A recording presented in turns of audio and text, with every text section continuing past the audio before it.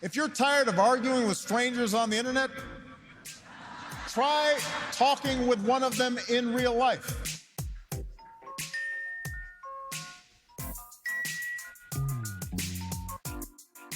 Welcome to Back in America, the podcast.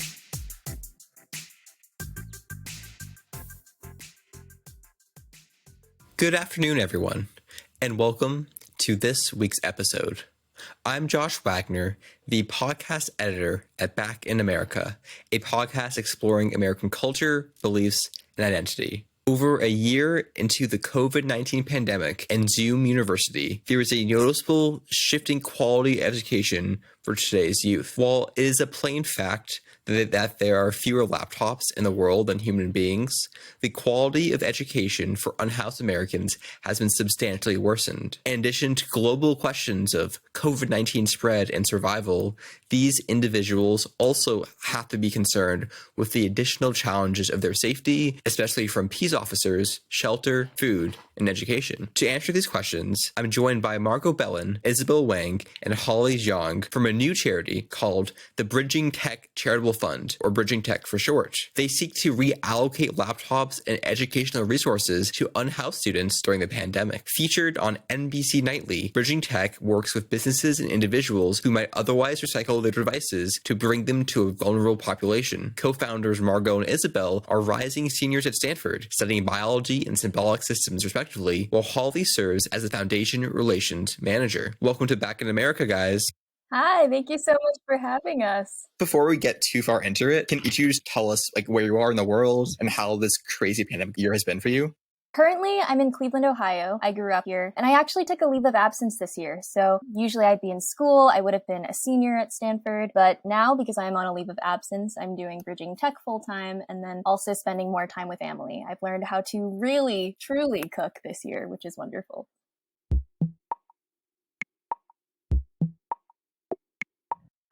This COVID year has been a pretty unusual and exciting one. I think that though we missed out on part of the senior year experience at Stanford, I feel like I've been able to spend time with friends in different ways. So I'm currently in Montana, and I've bounced around different places this year, and I'm currently wrapping up my senior year, and I just finished my major and have been working on Bridging Tech alongside all of that this year.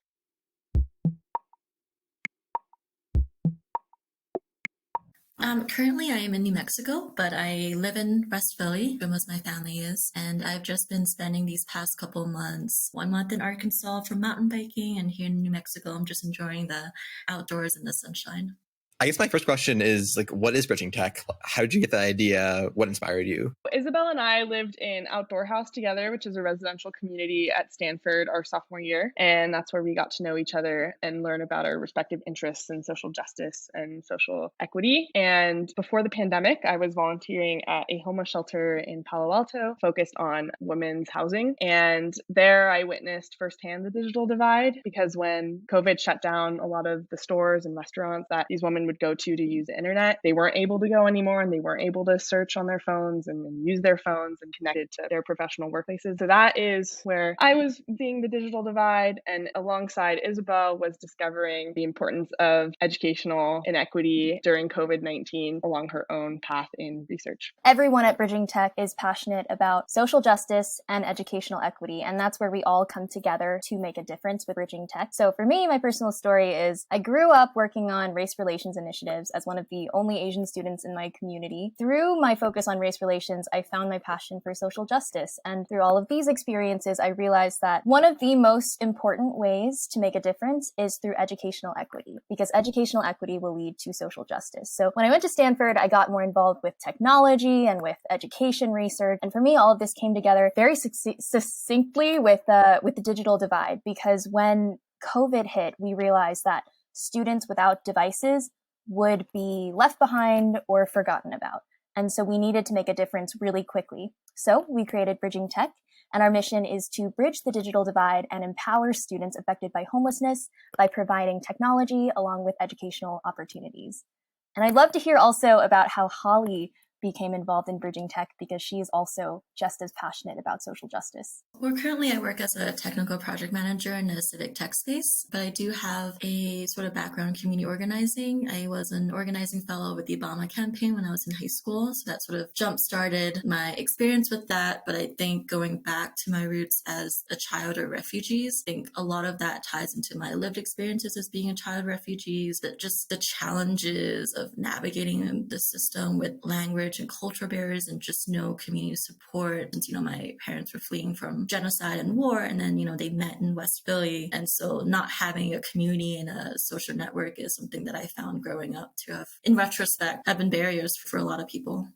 Yeah, one emphasis that you guys have is on laptops, but there are, I think, as Isabel was saying, there's all these other areas that create inequities. Could you talk about some of the maybe the less obvious ones? So like what other underlying inequalities have come to light aren't as obvious? We say that we are bridging the digital divide. So there are many steps to tackling that issue. And the first is, of course, with hardware donations. We send out laptops and we provide these amazing refurbished touchscreen laptops through our refurbishing partnership with C2K, Computers to Kids. Basically, we accept all kinds of contributions. They can be monetary donations, they can be device donations. If they're device donations, we can wipe them of data, refurbish them, and then get laptops back out into the community. So the first step is, laptops and hardware. The second step is, of course, internet access. And we're working on partnerships with other organizations to make sure that when we get laptops out there, they can be used and you can connect to the internet. The third step is, of course, digital literacy. And that's something that we tend to really try to focus on because of our focus on children's education as a whole. And so with digital literacy, we partner with different academic partners, try to create these amazing programs for our students so that they can learn about coding or they can learn about making sure they're using their device to the fullest. And then also all of these other academic opportunities that relate to that. And then the fourth is we're also trying to create a social movement surrounding the digital divide. We're trying to make sure people are aware of this issue because I think that COVID exacerbated these prevalent inequities and showed us what we really do need to work on. And it's important that even after COVID is over, we're still continuing to focus on this because it's not going away. Technology in education is going to continue to grow. And when students don't have technology access, that's when they can be left behind again, which we want to prevent. So that's in general how we are trying to bridge the digital divide. We're also getting involved in policy advocacy, trying to create a movement to reduce costs or improve technology access spending. And then beyond that,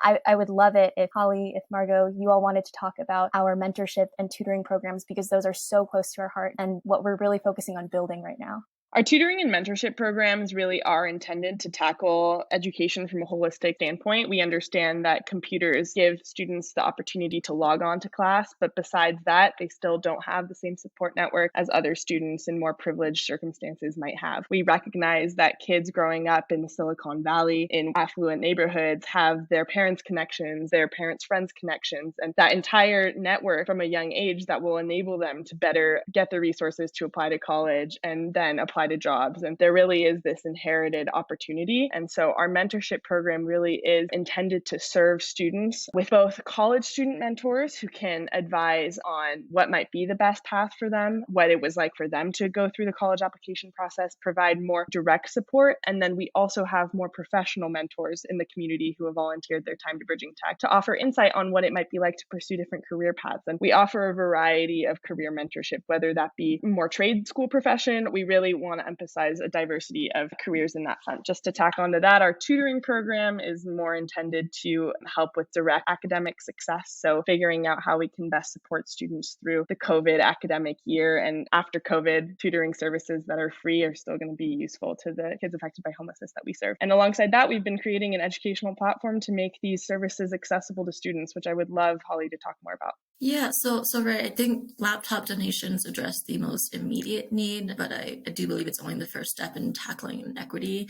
So I think the cause is the lack of opportunity and social mobility. And then we can talk more about our complete community platform later, but it's supposed to be building a pipeline to build brighter futures for those lacking access to resources and social networks. I can tell a bit more about how I know when my parents came here, it's different for those who were sort of born into this sort of inherited wealth and social networks, but just not knowing anybody, not knowing how to navigate this sort of system. My parents have worked 12 hours a day, and they know, of course, education is important, but they don't know the resources and how to help their own children with that. And with language barriers and as well, so as an English language learner, I had to sort of navigate that, and not knowing how to ask for help or access those resources. It was definitely a challenge because it was just instead of like asking for input from people like, oh, like, what do you think about college education or college apps? It was something I did all on my own. And I think if I had had the sort of mentorship and support network and exposure to things, like even in undergrad, I didn't know anything outside of academia. I didn't know people who worked in different sectors. So I couldn't explore interests even outside of college, getting the first job. I don't know how to really say this succinctly, but it's just so hard not to know what you don't know. And then to even take that huge effort to even go ask for help is quite a big leap. And so I would love to create this sort of supportive community where we can sort of foster that creativity and curiosity amongst students from a young age to make them feel like they're not alone and that they have a supportive network.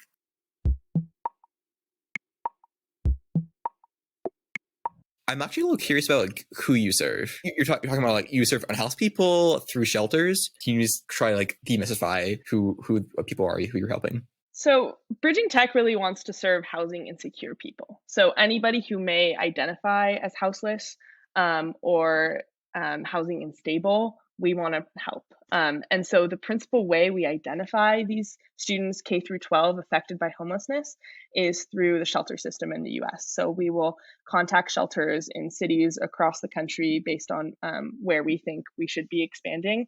And they will give us the numbers of laptops that they need for their students, and that's how we provide the computers.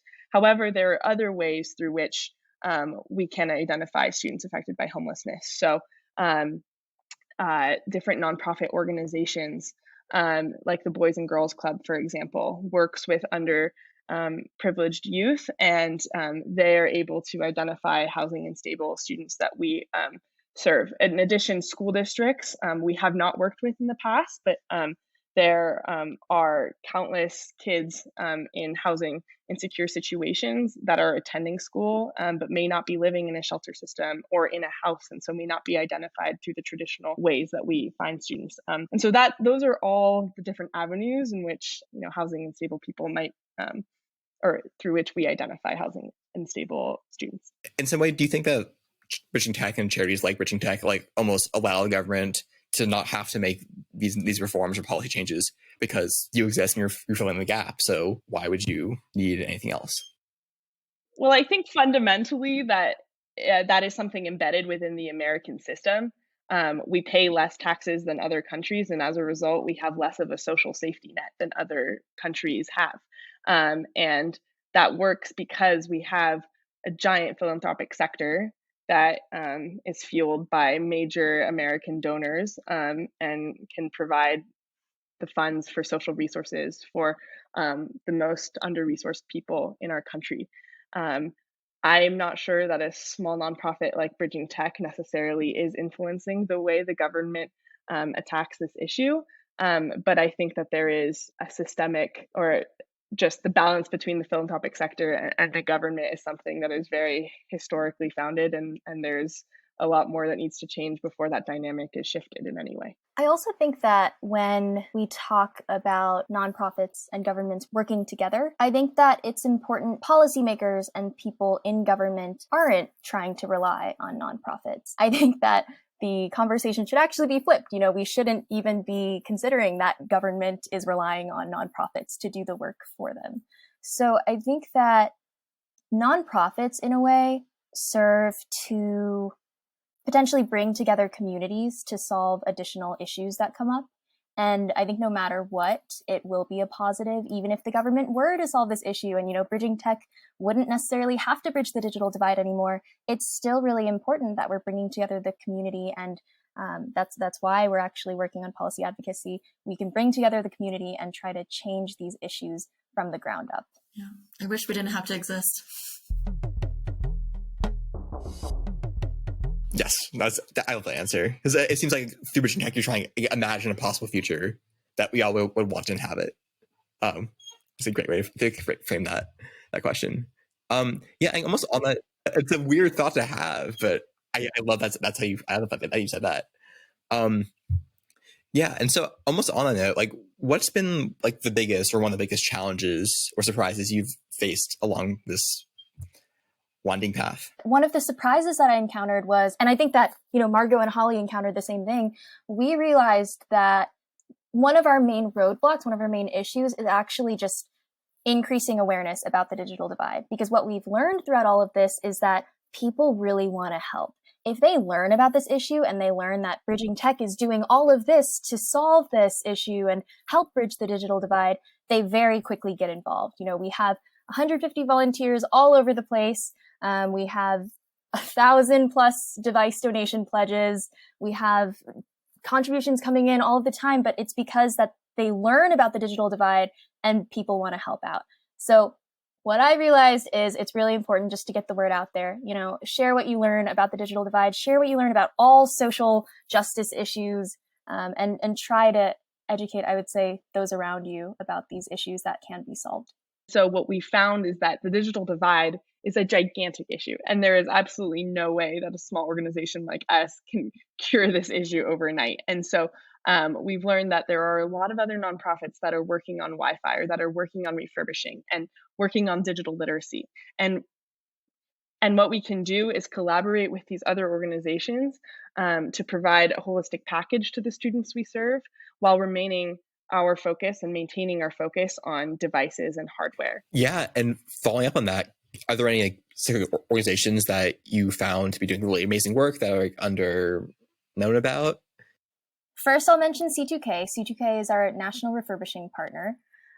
They help us by wiping our donated devices, refurbishing them, and then shipping them out. But they also, because of our partnership, they also include headphones in all of our laptop shipments. So when we provide free laptops to the students we serve, they also receive headphones, because in many cases, their environment may be noisy, it may be hard to concentrate. And so it's really important that they do have these extra accessories that really improve their learning. But beyond that, I think that there are just so many incredible organizations. When you think about the students we're serving and their needs and how can we give them space to really thrive in education, there are so many ways in which we can combat that. So right now, I think I mentioned before, we're trying to create some other, maybe I didn't, we're trying to create some mental health or other kinds of health partnerships, because we want to make sure that when our students go to school and when they attend their education, that they are completely focused. They don't necessarily have to worry on other things going on around them, whether that is like food insecurity or anything else. Some other organizations that I really appreciate are those that somehow link lawyers to, or pro bono lawyers to under-resourced communities. So again, I think that just removes a barrier to the students we serve, to their families, and allows them to actually focus on their education and work on themselves and their knowledge rather than on these external issues. And so one organization I'd love to highlight, we are not partnered with them yet, but hope to be in the future. I personally volunteer as a TA, but they're called Tech Girls, and their mission is to empower girls to be future technology leaders. And they inspire middle school girls to explore the possibilities of technology. They have these free and fun workshops led by industry professionals, leaders, students, and they share these the free workshop curriculum with companies and schools and other organizations, and make it available for anybody. I think it's 20 countries now, number of countries that Tech Girls curriculum has been taught. But it's just been wonderful to have this early exposure, and just to be exposed to the fact that tech doesn't necessarily mean you're just coding in your basement, and there's just like a whole world of possibilities. And on a personal end, I didn't know anything about programming until after college, or after undergrad. I thought when I was in middle school, high school, that this is not for me. STEM is not for me. And then I sort of changed my mind in my early 20s. I guess my other question is about like your future vision for Bridging Tech. So I assume you have some milestones throughout the rest of the year, through the next phase of the pandemic. But as people are having access to vaccines, what's your like long-term 3, 5, 10-year vision for bridging tech? What do you hope to, if you have one, what's on your mind, what you hope to accomplish? I think that the most important thing, and there are so many things we're trying to accomplish, but I'll just list this.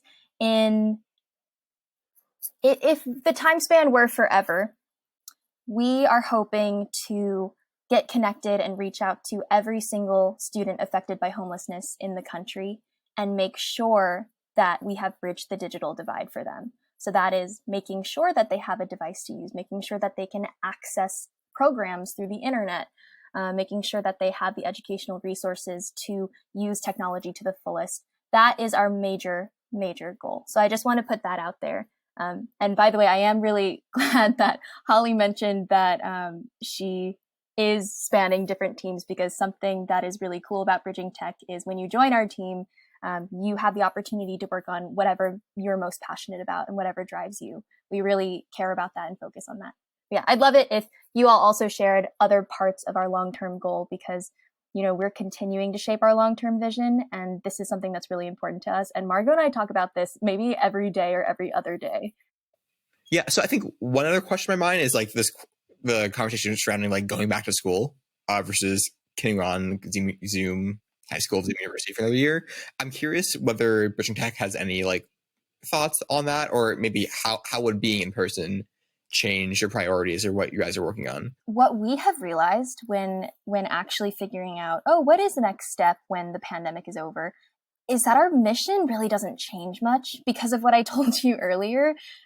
Students need laptops. I mean, when you think about having to maybe write an essay out by hand or go to the library or to a computer lab just to work on your homework, whereas some students have a laptop at home, have, iPads, have all kinds of things that they can use at home to complete their schoolwork. There is a clear disparity there, and that's not going away once the pandemic is over.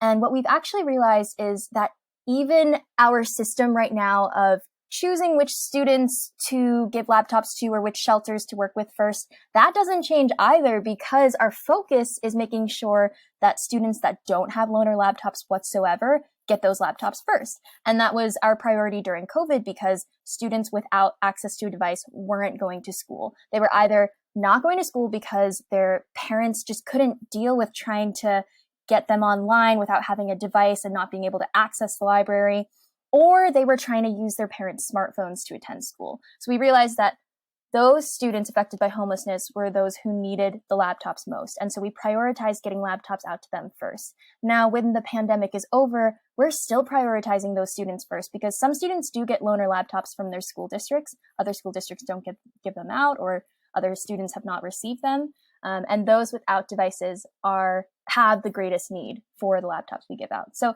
that doesn't change whatsoever. And then our focus on building education, of course, doesn't change either. We are continuing to research these issues and continuing to learn more about education and maybe education technology. So of course, that's going to morph a little bit as more comes out, but that's just an effect of time. And we hope to continue to grow actually in terms of our education. So hopefully those will improve as well. Yeah, and I'm also just wondering, how can listeners at home get involved? What do you need? We need so much help from anybody who is willing to join our cause and try to bridge the digital divide. First, people can get involved by hosting their own technology donation drive. If you have time, if you can reach out to some local community organization, tell us that you can do this. And all you have to do is, collect people's devices as they bring them to you, and then we'll work with you to ship them off to a refurbisher. So if you can host your own local technology donation drive, that is wonderful. If you can also volunteer in any other way related to the tech drives or related to grant writing or advice for marketing or anything that can help us as a nonprofit, both of those, you can go to our website and contact us. We have a contact page. We also have a get involved page. Feel free to check both of those out. And then beyond that, we could always use as much support as possible. So if you can give a monetary donation, every $100 you give goes to improving the life of another student affected by homelessness and transforming their lives because we're giving them access to technology. And then beyond that, if you work at a company or if you own a company, it would be wonderful if you could work with us and try to give us your hardware refresh donations. We know that there are so many devices out there. Many times they just go to e-waste. So we can wipe all of the data off of your devices, refurbish them, and actually get them back out into the community, into the hands of students who really need them and who really deserve them. One question that's been on my mind, and I think I asked a version of this earlier, is that like who your actual like target audience is. So it's obviously you're helping unhoused people, oftentimes through shelters, but I'd love to hear more about like, have you had any like personal interactions with the people you're helping? Oh, definitely. Yeah, I think that what we would love to do actually once the pandemic is over is potentially create events in which people can meet the students that we're serving. And this may not come to fruition, it may come to fruition, but I think that that would just be a wonderful way for people to actually understand firsthand from the students we serve how technology truly impacts their lives. But even if we don't host that kind of event, because there are other issues related to hosting that kind of event, I think that we always really appreciate testimonials from the students we serve. And what we learn is that technology is so crucial to students' education. It's not even, technology is so crucial for so many reasons. The first is, of course, getting an education. And right now during the pandemic, it's getting online and getting into classes. But then there's also this other aspect of our devices that people continue to tell us about, and that is this idea of social connectedness. And that's something that you don't necessarily see from the get-go with Bridging Tech, but when we give laptops, our students always come back to us and say, like, thank you so much, I can go to class now, but I can also talk to my friends, and I can also reach out to my family. And so technology, as you can see, is becoming so important in the world in terms of connectedness, in terms of just getting involved in your communities. And so we are really grateful to hear these kinds of testimonials and know that our laptops really are making a difference in students' lives. This is like might be a hard question, but like, how do you do that? Like, I definitely have like family friends who are very like adamant, like, you know, if you're unhoused, you're like lazy, or like you should go to school, or like, and I know, how do you convince someone who has that belief that they're wrong? It's about the social structure. It's about the position you're in, that no, it's not your fault that you're born into a non-privileged background. And I personally have no idea how to have a conversation, and I failed many times, which is why I'm asking you to. So I do believe there is this social stigma that is readily apparent when people think of youth affected by homelessness, and their stories and situations are very personal and on a case-by-case basis, and it's not something I would share for that. But I do hope, as what Isabel said about social connectedness, is just maybe humanizing the people's situations, and not because, it's like the individual's fault. It's this person's own it's because of this person's actions that led to this, and sort of recognizing more of the social structures in play. And it goes back to inequities and not blaming, a child for their situation. These conversations are really hard to have. It's part of like what I think you're getting at. Like the language that we have to talk about socioeconomic status and other things doesn't really exist, or it feels very like, bureaucratic and not like unreal. And so that's like a issue that I don't know what to do with either. Right. I mean, I guess it's hard to ask someone to have compassion, empathy. I mean, at some point, it's on that. The onus is on that person, and like I could talk until I'm blue, and maybe even share my story, but hopefully not have adequate prompt. And even then, they'll just come up with whatever justification they possibly can. And so on a personal level, sometimes I'm like, you know what, I don't have the mental energy and capacity to do this, and it doesn't have to be on me. Not the answer you want to, Josh, but I guess in light of, gesturing at everything that's going on, it's sort of like, it doesn't all have to be on me to try to inform and educate people on their bigotry. If you can actually hear a direct story from someone's experiences, I think that makes a world of a difference. That's why there's so many. Back when I held community forums about race relations and all of that, we would want to make sure that people were speaking from their own experiences. That way people could empathize. And I think that when you have somebody speaking to you directly about their lived experience, your empathy naturally comes out. And so that's why I think that those kinds of storytelling opportunities are really important. That's actually something that we're trying to do with Bridging Tech soon.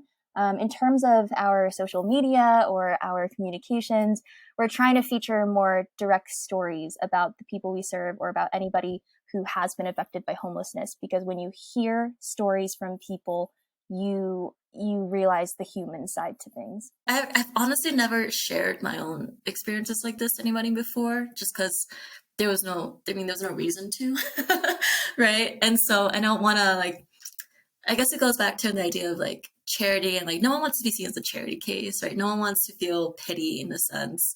And I don't have pity for myself as a child. It's just, I think of it as, oh, this is good learning experiences, builds character and all of that. But I don't know if there's something that I could speak to my experiences that would help people, the audience, understand. I guess I could do that. It's not something I'm used to. So I don't have anything. Yeah, I mean, I just remember Josh, like, only as, like, in high school was I realizing that, yeah, like I said, like, people actually pay for tutoring, people pay for, like, SAT prep, or, like, people's parents write their own children's college applications, or, like, they do their homework for them, and, like, I've never received any of that. So that was a huge shock for me. But I also grew up in the suburban, very white, middle class community, and, like, I'm coming from, like, a blue collar working class, immigrant family. And so I was already very keenly aware from a young age of those differences, but it wasn't something that I felt like I had to hold myself back. It was just more so I didn't know how to ask for assistance or look for resources. And, I can Google so much, like, but as far as actually understanding colleges and what I wanted, I never asked anyone, like, what do you think I should do when I grow up? It was just sort of like, well, I'll just pick this major and we'll see how that goes.